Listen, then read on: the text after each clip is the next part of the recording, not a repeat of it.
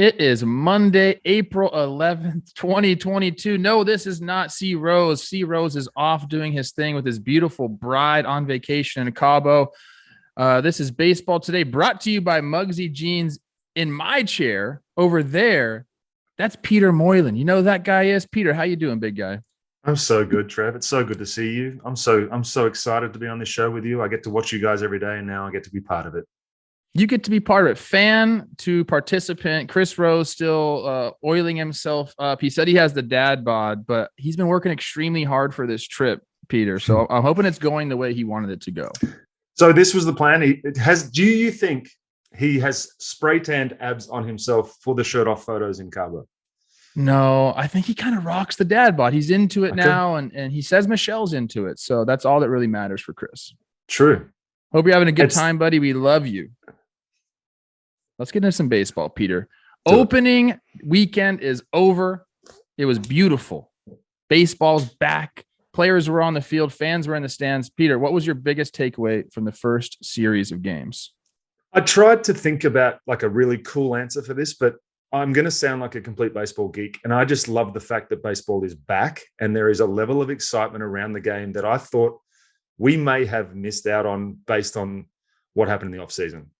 But the reality is there are still millions of baseball fans that are absolutely fired up about the prospect of this year. And honestly, there were games that were unexpected as well. There's teams that surprise me. There's players that surprise me. I know it's early, but I tell you, it's going to be a fun year. It's going to be there's some divisions that are going to be absolutely nightmarish. I get that. I know things happen. You're not buying too much stock into what happened in the opening weekend, though. We're not talking about the Rockies taking down the Dodgers, even though that's fun and that is baseball. But you're not buying too much stock into that. I'm not buying. I'm going to give them a month for multiple reasons. It's early, but shortened spring, different off season.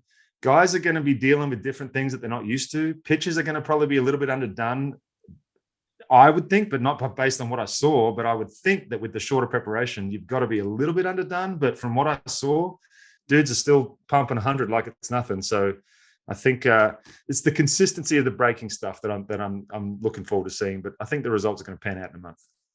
Yeah, and it looks like organizations are handling the pitching differently. There's some organizations that are holding guys back, piggybacking starters. Mm-hmm. Some organizations are like, hey, if you're ready, let's go do the thing.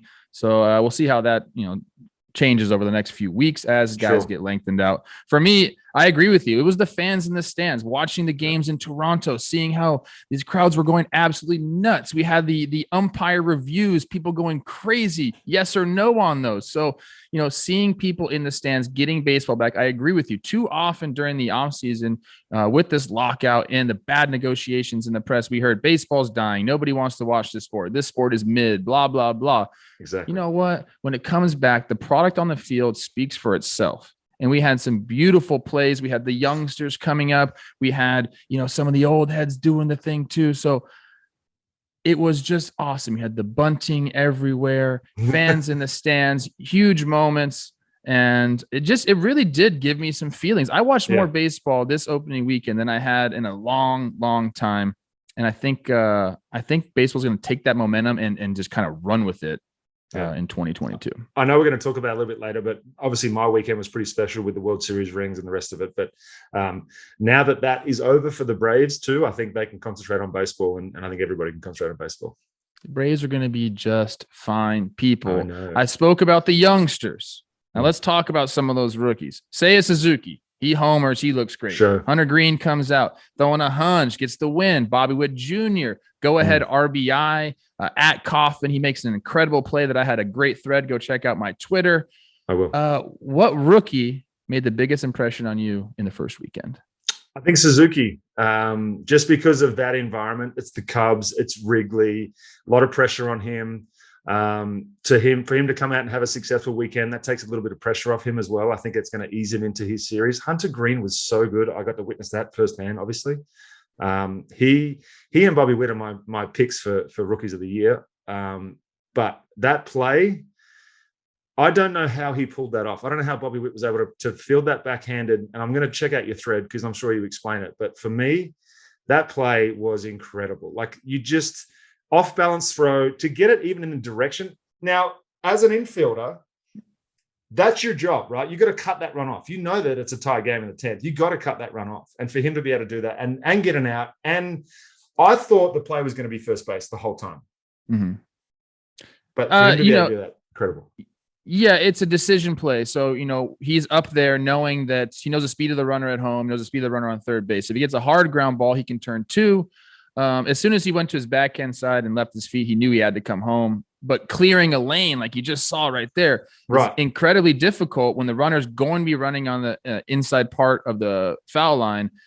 He manipulated the ball with his fingers. Go check out my thread. Okay, the guy is incredible. Salvi came out in front of the dish, made the tag. It was excellent. You mentioned Seiya Suzuki. Watching him go up against not only like the first taste of like American baseball in Wrigley, but against the Brewers pitching staff. And like the at-bats he had and the counts that he worked and like he hit a homer, like that is the most impressive thing to me. And we heard all along about his power mixed with the plate discipline. And that's why people were so excited about him. And he showed it off against the freaking Brewers. That was very impressive. I'm going to go with Hunter Green because guess what? The 818, my hometown, we just keep pumping out guys. Hunter Green is the latest. It was really cool to see him in the big leagues. It almost has seemed like a foregone conclusion since he was in high school at Notre Dame. He was, I think he was the 1-1 pick. He was a dual threat. They were talking about him like they talked about Ohtani. Obviously, he decided to focus on pitching. And then yesterday, he just went out and did his thing. Kind of like caught the baseball world by surprise a little bit, coming out and looking as good as he did. I think CC was even in the building. It was a big deal. It was Hunter Green Day. And so shout out to him because that's my guy, 818, baby. And he also, for me, he showed that he's not just the 104 mile an hour fastball. Yeah. He's got two other pitches that were effective, really, really effective. So that's why, I mean, it's people want to rush these guys to the big leagues, but it's that maturing and it's that learning the other stuff that goes with pitching. It's the off-speed stuff. It's the intangibles. It's the fielding your position. It's picking people off. It's holding runners, that sort of stuff. That's the stuff that you've got to learn before you can get to the big leagues. He's cool, calm, and collected. I've spoke with him a bunch of times. So he also worked out with Marcus Stroman in the offseason. So I'm sure he picked his brain a ton on how to be a big leaguer. But it was awesome. And then I'm going to give the Reds what is you doing, baby? Like you have Jonathan India, Hunter Green, and like you have these guys locked up for so long. And now you're just giving away your players, not re-signing your players. We've talked about them a ton on this show. That's a subject we can get into. It frustrates me if we want to. You know what doesn't frustrate me though, Peter? A nice pair of jeans. Have you ever heard of Muggsy? I have now. Muggsy jeans, they are incredible. They sent me a jacket. I talked about my jacket. I actually wore it to dinner last night. It's stretchable, beautiful fabric. It looks like it's designer. I got many compliments on it last night at dinner. And guess where I was? I was in Beverly Hills. People know fashion in Beverly Hills. Pete, we were talking beforehand. We need to get you some of these. Chris Rose says I got the dad bod. He can't have tight jeans that don't fluctuate like he does. He says, I fluctuate with my weight all the time, so I need jeans that fluctuate with me. Guess what? Muggsy jeans will do that. They're stretchy, but they look like designer, beautiful jeans. So look, Pete, do your legs a favor. Head over to Muggsy.com. Pick up a pair of the most comfortable jeans we've ever worn. That's Muggsy.com for 10% off your entire order. If you use the promo code today, free your balls, Pete. With the most comfortable jeans on planet Earth at Muggsy.com and use promo code today for 10% off your entire order. We're going to get you some of those. All right, Pete? I think I need to get that tattooed on me. Free your balls, Pete. Speaking of balls, Thor and JV dueling against each other after coming back from injuries. Pete, yes, they both look good, but who are you more confident in for the rest of the season? I hope that they both finish the year, just so you know, that they both finish the year 100% healthy and they get 32 starts each, and it's wonderful. But if I was to make a prediction as to who I think is going to last the whole year, it's Justin Verlander based on his injury history and what I saw coming back from Tommy John. He was the same guy that I mentioned. So was Thor, but Thor's had more of an injury history and he's more susceptible to injuries. I know he works his tail off and he's probably done everything he can to try and get to the point where he's not going to get hurt. But you asked me to make a choice, and I made my choice, man. You know what's great about not having C Rose on this show is I can do stuff like this. I think both are going to have excellent years. He never lets me say both. Sorry about it, C Rose. I think both are going to have excellent years because of what you mentioned. Yeah. These guys are both professionals who work extremely hard. If you had some dude out there that wasn't taking it as serious as these guys, you don't give him as good of a chance to come back from TJ, especially at JV's age. But JV's shown that he can do this with a tremendous work ethic. And both teams need these guys, especially the Angels. I think the Astros have enough pitching that maybe they'd be able to get by without JV. They did last year. Yeah. He obviously takes them to another level. But man, the Angels need Syndergaard, and he looked really, really good against a tough Astros team.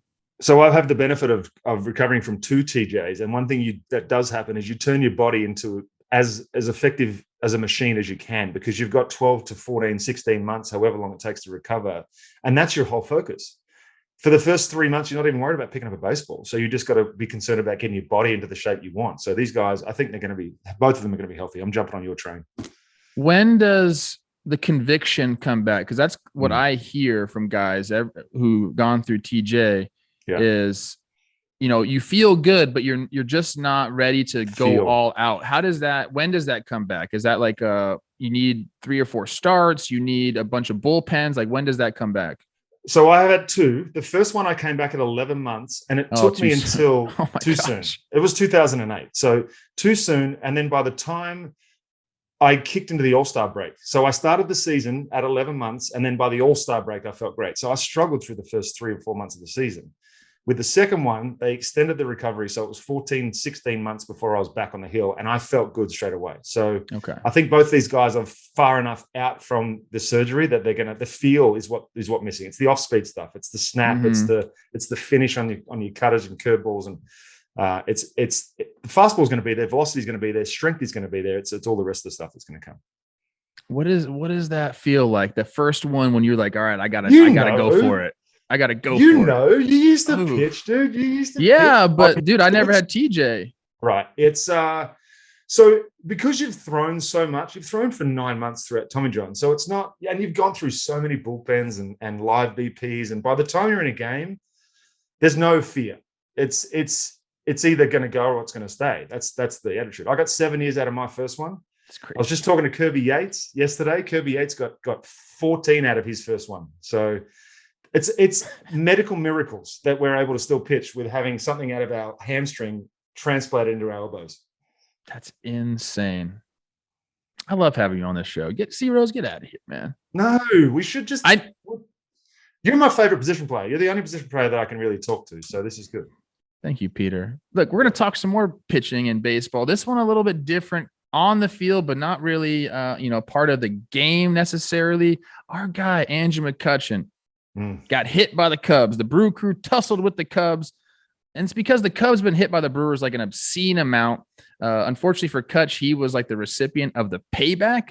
Yeah. Pete, he had some choice words after the game. What's the pitcher's code when being told to hit someone, and should a young guy have to bear that responsibility?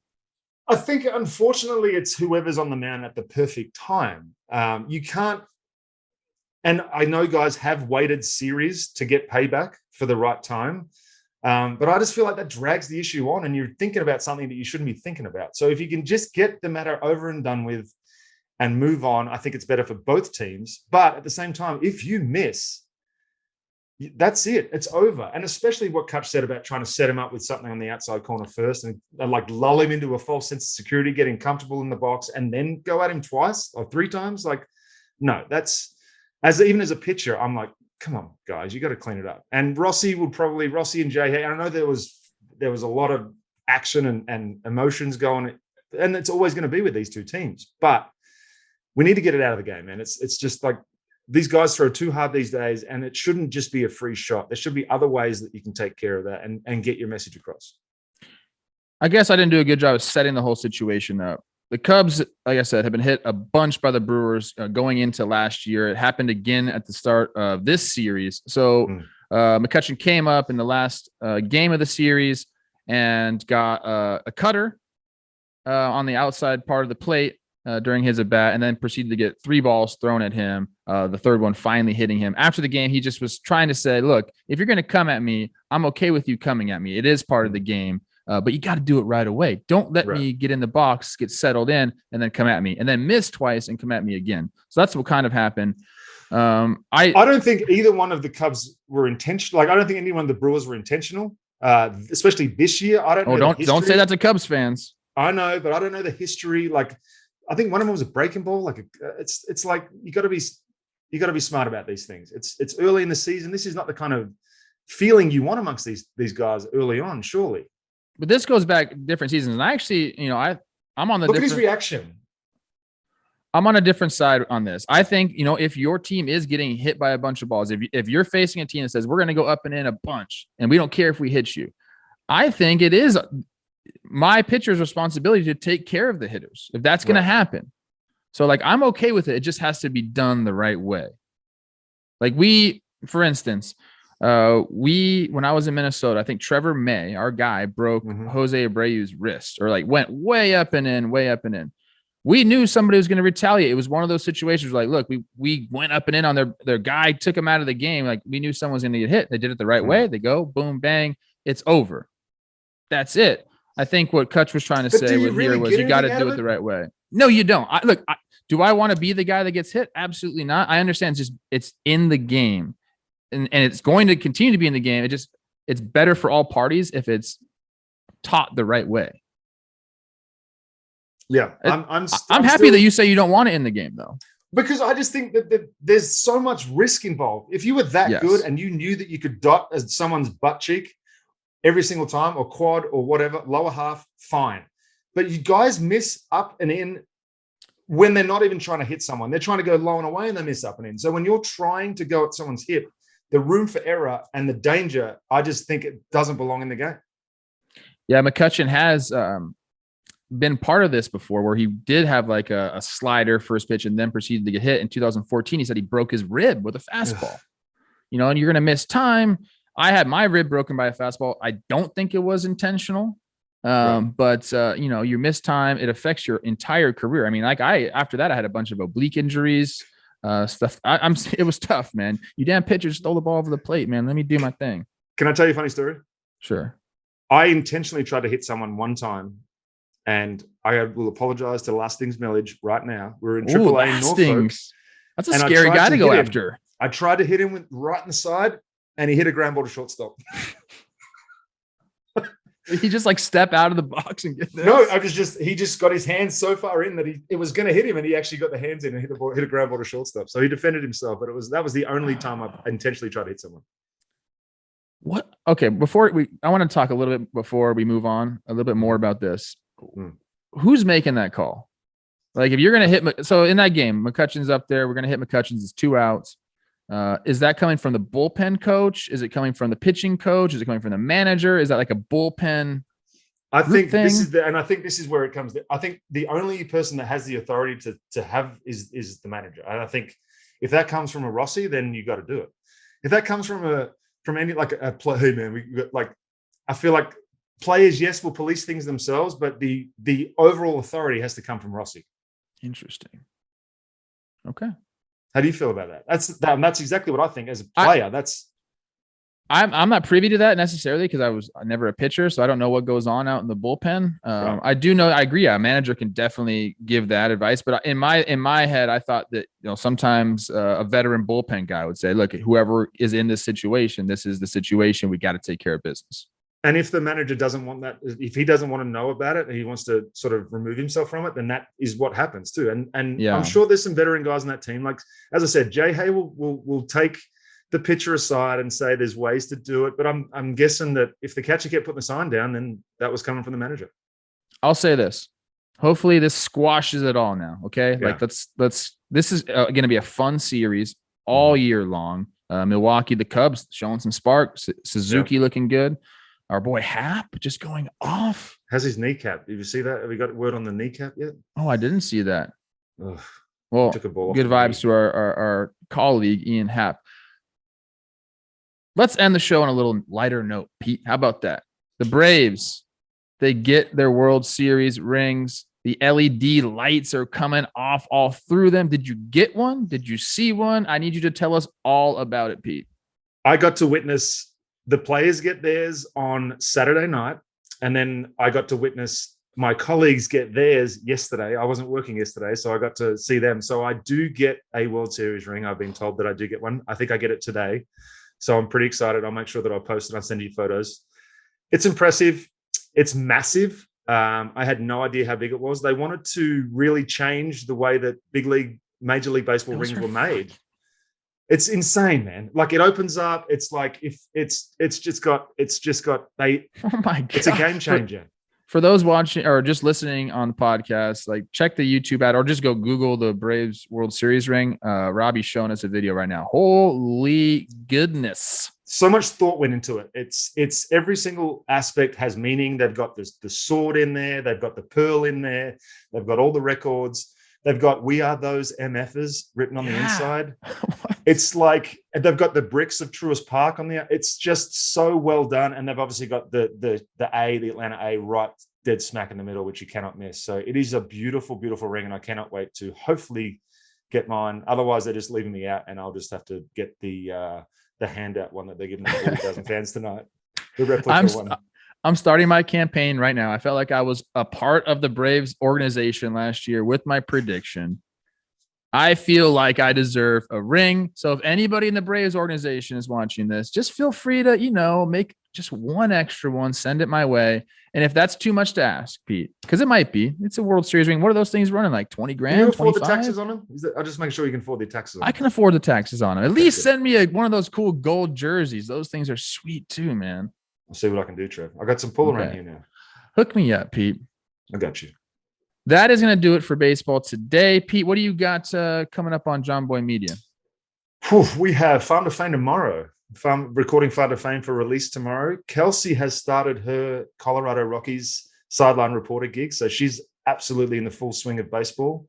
Me and Matty Mass are trying to destroy everyone in fantasy, but that's what I got going on. And I'm doing your job for you when you go away soon. So yes, you are. Baseball today. We talked about it a little bit, people. If you watch it on YouTube or get the podcast, nothing is going to change for you. If you want more baseball today, what we're going to be doing starting next week, we'll have an app called AMP, and we're going to be running the entire show on that. So you're going to get the regular show that we do here, plus an extra like 30, 40 minutes where we can take callers. We can do all these different things and interact with the fans. So that's going to be great. It starts up next week. If you don't want any part of that, you can just stick. We're going to have the same thing going out on our YouTube and podcast channels.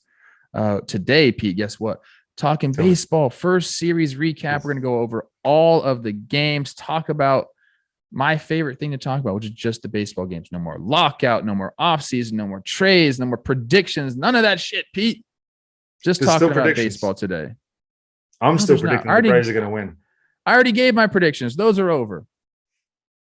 That's it today. Go to Mugsy.com.